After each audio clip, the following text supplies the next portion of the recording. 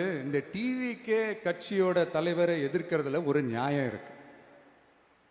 ஏன்னா உங்க பொழப்புல மண்ணள்ளி போட்டான்.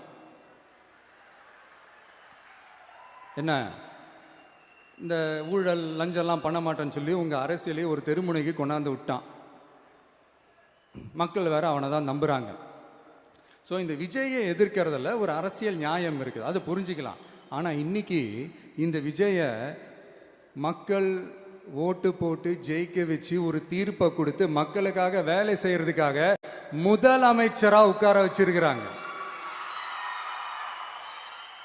என்னமோ இன்னமும் நீங்க தான் ஆட்சியில் இருக்கிற மாதிரி விஜய் கரூருக்கெல்லாம் போகக்கூடாது, விஜய் இங்க போகக்கூடாது, அது செய்யக்கூடாது, இது செய்யக்கூடாதுன்னு எனக்கு புரியலையே.